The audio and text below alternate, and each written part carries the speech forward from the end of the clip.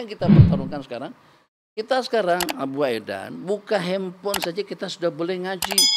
Mau dengan kiraat yang mana satu, bacaan rentak yang seperti apa? Mau syari Syekh, mau syari Rashid kah? Karena itu mereka sanggup berperang. Apa yang kita pertarungkan sekarang?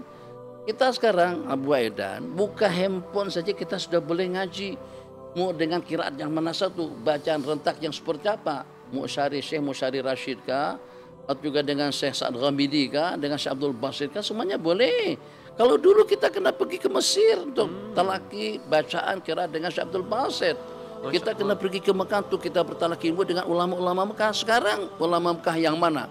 Ada dalam Google kita, ada dalam handphone kita. Kalau dahulu ada orang yang tak mengaji, mungkin kita katakan tak ada duit, tak ada kemampuan, tak ada peluang dan kesempatan. Kalau sekarang tak mengaji, jangankan dengan hukum hakam Allah dan Rasul, mungkin setan kata bodoh awak ni tak mengaji. Depan handphone kamu sudah boleh tahu tentang hukum hakamnya. Depan handphone kamu sudah boleh mengaji apa saja yang Anda inginkan. Jadi dengan kemudahan yang Allah berikan kepada generasi di zaman kita yang segala-galanya ada di ujung jari, takkan kita tidak menggunakannya dengan baik. Kalau yakin dengan kematian, yakin kita akan kembali kepada Allah, jangan sampai tidak kenal Allah, tidak kenal agama Allah sebelum pergi. Sebab itu adalah keperluan yang kita perlukan. Jawatan mungkin elok juga Abi kongsikan. Abi tengok kejadian yang terakhir ini, meninggalnya Syekh Nasir Al-Kuwaiti, salah satu daripada miliarder Kuwait. Kereta yang sebagai satu dengan emas, pesawat jet yang sebagai satu dengan emas, kemudian rumah yang didandan tangganya dengan intan dan permata, tambah kembali dengan satu bilik penuh dengan emas jungkong, bukan yang 100 gram, tidak, yang 5 kiloan, penuh. Last sekali 2 batu nisan di dalam koper. Yo, yang kita kejar yang sampai kita tak dan mengaji, sampai tak dan berzikir, sampai tak dan ibadah, sampai tak dan pergi ke masjid, semuanya kita tinggalkan. Banglunya, rumahnya, hartanya. Yang tersisa, yang baki dengan kita siapa? Yang baki dengan Anda kalimat La ilaha illallah.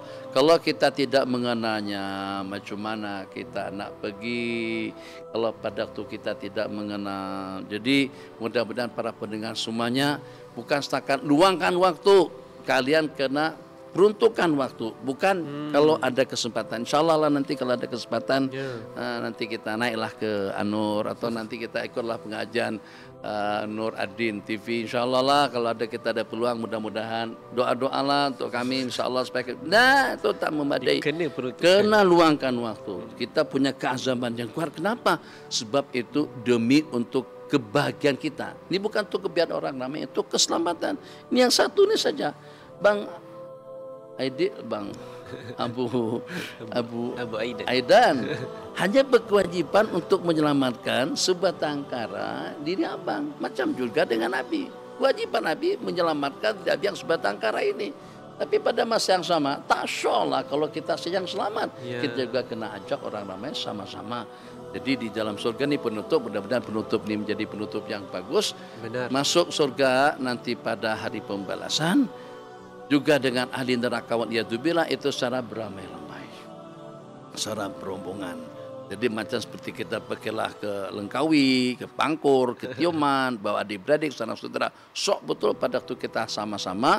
Begitu juga nanti dengan ahli surga pada waktu dengan mereka masuk ke dalam surga pun juga dengan adik-adik dan juga dengan cara beramai.